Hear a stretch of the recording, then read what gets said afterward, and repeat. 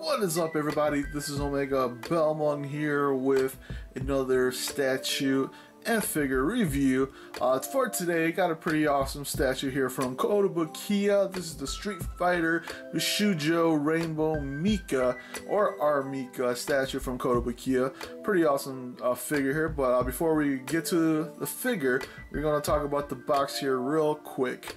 So in the front here, we get a look at some few little things here. We got the big old window that's opened up here. You can see into the, to get to look at the figure there. You see a little bit glare from my my lights, so you can't see too much into it. But you see pretty much almost the full figure there.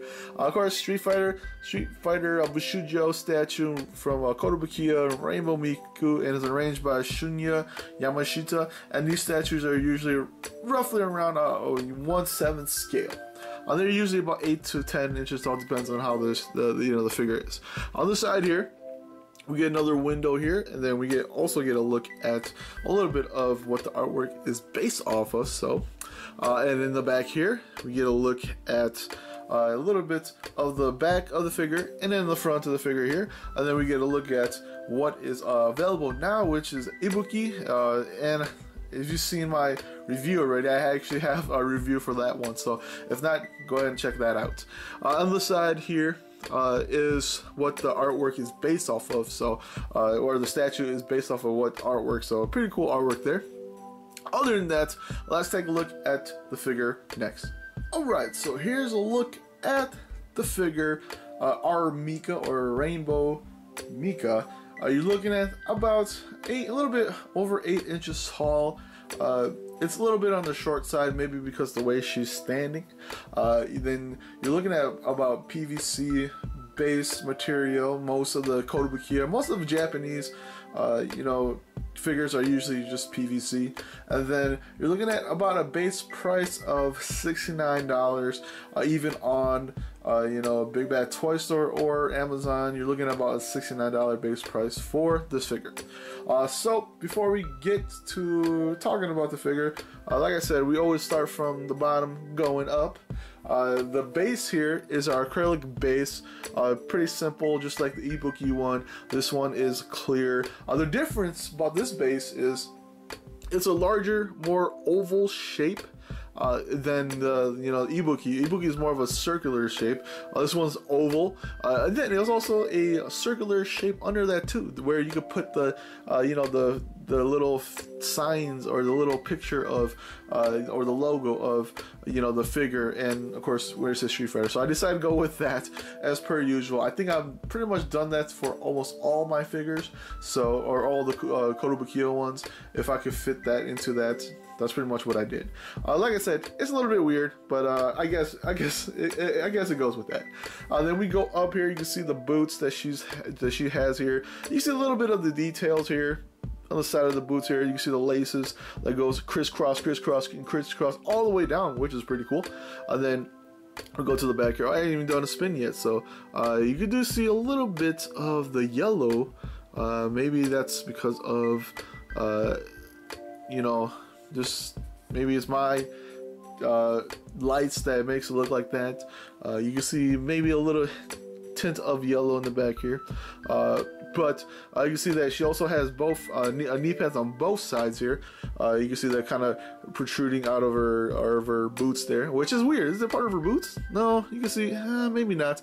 You can pretty much see the little where I think the wraps that goes around for her knee pads go. I think that's it, like right there. You see there's like the boots here that kind of riffles up like that, and then ruffles, I should say. And you can see a little bit of more ruffling up here, and that looks to be a little bit different. So that looks pretty cool there. Of course, knee pads there. And then we go up. Rainbow Mika is a weird character, and this is how she is. This is how she dresses. She's a wrestler, so she's just, like I said, these weird straps that goes all around her. It goes pretty much all around her there. You can see a little bit of her hair kind of blocks her butt cheeks, her butt there, and then of course she goes all the way around. Her stance is a little bit weird.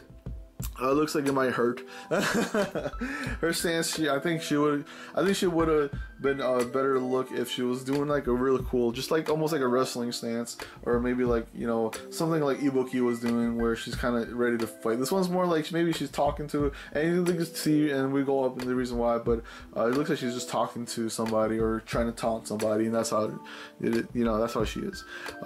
That's how her stance to me feels like. Then we go up, you can see the little ruffles here from her dress there. It kind of just goes all the way around there. It kind of ends. It kind of starts where the top of her butt there, and it kind of ruffles all the way around, which looks pretty cool. Then we go up a little bit further, which is cool little designs like the heart shape there, a diamond shape in her arm here with you know, elbow pads. She has knee pads. Why doesn't she have elbow pads? That would be pretty cool. And then we go up to the top here. Like I said, you can see little indents here where her stomach and the side of her, you know, sides there. You can see a little bit of indent there, a little bit tighter clothes, so that's probably why. You can see the little ruffles in the back of her, you know, a little bit indents there where all her, you know, her leotard, I don't even know what you call this, kind of goes up. You can see a little bit of indents there, a little bit there too, where next to the heart. I don't know if you can see that, and then a little bit on her hands there, so that's pretty cool. And then of course elbow sticking out there, kind of elbow in. You can see a little bit of the elbow shape there, which looks pretty cool. And then we go up here. The blue is a little bit weird. I think it might look lighter up here, maybe just because of my light, but it looks a little bit lighter. Yeah, this is probably on my light, so really nothing about it. You can see that she has ruffles around her. I don't even know what you call these, but she has them around her waist, her hands, and of course her neck there. It looks pretty cool from there. And then we go up here. She does hold a microphone there, which is actually an accessory, so you can actually plug that in there. It just goes straight in. You can go from the top here and just stick it in there, so it's not too hard. You shouldn't break anything. Hopefully you don't, but it's pretty simple enough. She actually doesn't come with her, or she does come with her two hair, but they're actually off before you put it on, so you have to put them on. It says left and right on it, and you wouldn't know how it looks like when you put it on. It actually just fits like a glove pretty much when you put it in. If you put it the wrong way, you know, it takes a little bit hard. It's a little bit harder to stick in, so you know that's wrong. So when you do it the right way, it just goes in. So pretty cool stuff there. And then of course her hair is more little details here and there. You can see the strands of hair, a little bit, you know, where they're trying to draw the strands of hair that goes down here, and then of course some of her hair splits up like that. That looks pretty cool. Other than that, like I said before, the hair, awesome stuff. No clear hair, no clear tip hair, like I always say. And these are the thing I always talk about in the Kotobukiya, because maybe it's just in older figures from most of the time, but most of the newer figures now aren't you know, they don't have the clear tip hair anymore, so I think that looks pretty cool. But other than that, the hair looks, it's okay. You can see a little bit of you know, it looks rough at times. You can see that there, a little bit of rough right there and there. And then on the other side here, you can see it being a little bit of rough on the side there too. But other than that, she looks pretty cool. And then we can look at her eyes there, and then a little bit crooked to me. Doesn't it look a little bit crooked to me? Maybe just because the way I'm actually staring. Maybe she's more like this, so you can see it a little bit better like that. But I think it looks, I think this is the way it looks like. But other than that, oh yeah, this doesn't go in all the way, so it looks a little bit weird on the side. On the other side here, this side actually goes in. This side here, you can see a little bit of a gap under there. You can see that. It just, you know, from far away it doesn't look like anything, but when you get closer up, it looks a little bit off. Well, other than that, you know, talking about the figure here, like I said, I do like I think the figure just looks really well made.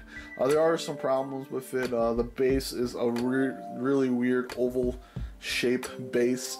It's going to take up quite a lot of space, which sucks, because, you know, if you're a collector and you need space for all this, of course you would buy a newer shelf or something like that, but you know, you're going to be running out of space, because the fact that it's quite long, and it kind of goes with the fact that she's standing in a weird position anyways, which is weird. I would actually like more of an action position. I think this is more like a top position. I don't play Rainbow Mika, so I don't know anything about the character, but I think this is like a top position. You know, just being a wrestler, she's you know, probably taunting somebody in the ring or something like that. So it's a little bit weird. Her getup, of course, can't really say anything wrong with her getup because that's what she wears. So I can't really say anything, but you can see that just a little bit of skin tone there. You can see a little bit of muscle. Oh, that's actually like a cool, like a little indent there, kind of goes up like that. That's pretty cool.